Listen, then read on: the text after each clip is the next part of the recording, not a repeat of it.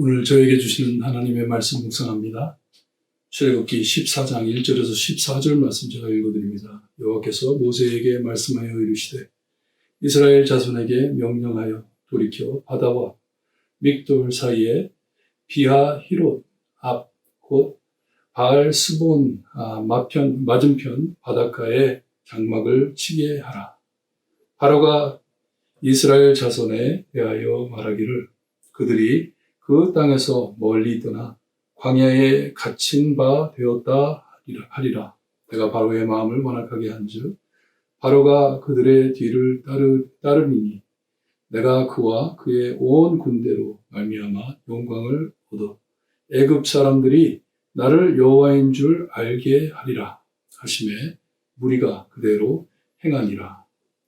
그 백성이 도망한 사실이 애굽 왕에게 알려짐에 바로와 그의 신하들이 그 백성에 대하여 마음이 변하여 이르되 우리가 어찌 이같이 하여 이스라엘을 우리를 섬김에서 놓아 보내었는가 하고 바로가 곧 그의 병거를 갖추고 그 백성을 데리고 갈새 선발된 병거 600대와 애굽의 모든 병거를 동원하니 지휘관들이 다 거느렸더라.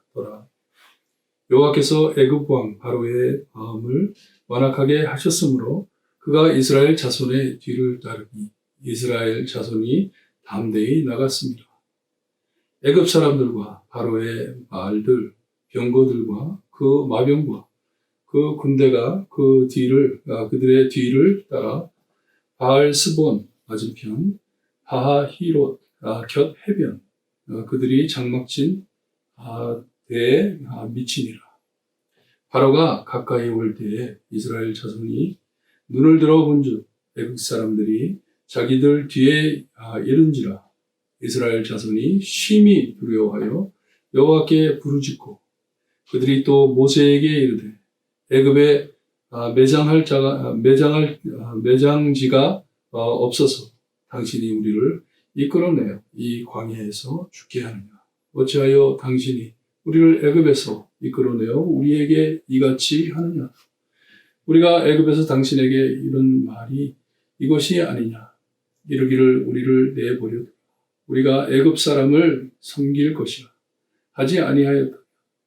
애굽 사람을 섬기는 것이 광야에서 죽는 것보다 낫겠노라. 모세가 백성에게 이르되 너희는 두려워하지 말고 가만히 서서 여호와께서 오늘 너희를 위하여 행하시는 구원을 보라. 너희가 오늘 온 애굽 사람을 영원히 다시 보지 아니하리라. 여호와께서 너희를 위하여 싸우시리니 너희는 가만히 있을지니라. 아멘. 애굽을 떠나 약 보름 넘는 길을 걸어왔습니다. 하나님께서 이젠 이 블레셋 사람들이 사는 땅을 피해가지고 이 홍해를 옆으로 광야의 길을 걷게 했어요. 그리고선 이제 어느 곳에 도착을 했는데 이제 더 갈 곳이 없습니다. 바다가 앞을 가리고 있습니다. 이 바로가 이스라엘 자손에 대해서 이것을 듣고 말하기를 이제 그들이 갇힌 바 되었다. 도망갈 데가 없다 하는 것이에요. 하나님께서 바로의 마음을 완악하게 해가지고 바로가 그들의 뒤를 따라 갈 것을 말씀해 주십니다. 애굽 사람들이 그렇게 할 때 하나님께서 역사하시고 그들이 나를 여호와인 줄 알게 하리라 하시며 우리가 그대로 행하니라. 하나님의 뜻대로 이루어지는 것이에요. 이제 마지막으로 하나님께서 큰 기적을 보여줄 건데 이것은 애굽 사람들이 깨달을 수 있게 해주신다고 말씀을 합니다. 그 백성이 도망한 사실을 애굽 왕이 이제 알고 이제 다시 안 돌아오겠구나 그것을 알고 속은 것을 알고 이제 속았다 생각해 애굽 왕이 자기의 신하들을 다 데리고 이제 이스라엘 백성들을 쫓아갑니다.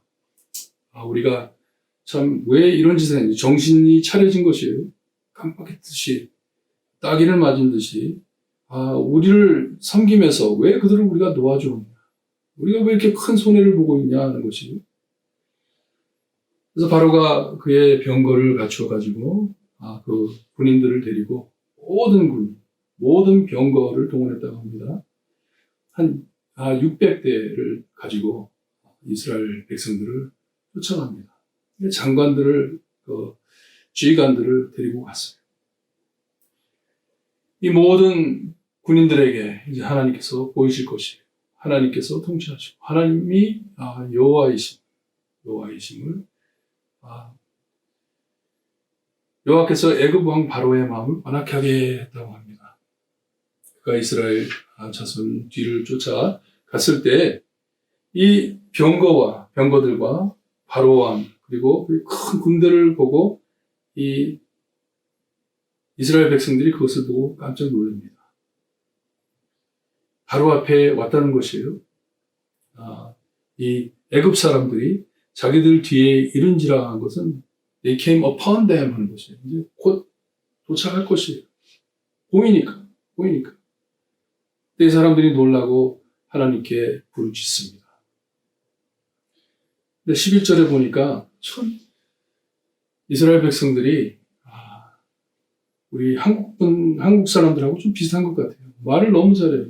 특별히 부정적인 말을, 찔리는 말을 참 너무 잘해요.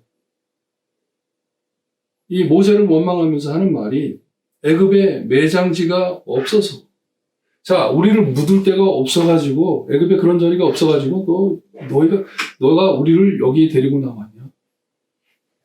우리를 이 광야에서 죽게 하려고 데리고 나왔냐? 그렇게 많은 기적들을 애굽에서 봤는데도 말을 그렇게 합니다. 못할 말을 합니다. 이제 죽게 되었다. 그냥 하나님께 부르짖는 것만이 아니에요. 너무나도 부정적으로, 너무나도 믿음 없는 말, 신앙 없는 말을 합니다. 여러분들 말씀하실 때 참 조심히 하세요. 그냥 찔리는 말, 부정적인 말, 정말 돌아설 수 없는 말, 그런 말들 아무 필요 없잖아요, 지금 하나님 우리 살려주세요 할 것밖에 없잖아요. 이렇게 부정적인 말 안 해도 되잖아요. 12절에서는 더 심하게 말을 합니다. 우리가 애굽에서 너에게 말하지를 않았냐? 우리를 가만두라고. 우리 노예 생활하면서 그냥 노예로 살게 가만두지. 왜 우리를 건드려가지고 이렇게 광야에 나와가지고 죽게 만드냐? 하나님의 백성, 하나님의 사람, 하나님의 언약의 땅 다 필요 없다. 우리는 그냥 노예로 살았으면 됐을 텐데. 그때는 얼마나 고생하면서 힘들어하면서 참 거기서 고생을 했는데 다 잊어버리고 거의 그때가 훨씬 낫다 말을 합니다. 하나님을 따라왔는데 불기둥이 앞에 있고 구름기둥이 그들을 지켜주고 있는데 그런 것을 다 보면서도 믿지를 못하는 것이. 모세가 13절에 백성들에게 말을 합니다. 너희는 두려워하지 말고 가만히 서서. 이게 뭐예요? 조용히 하라는 것이. 말하지 마라. 더 말하면 너희 죄는 더 깊어진다.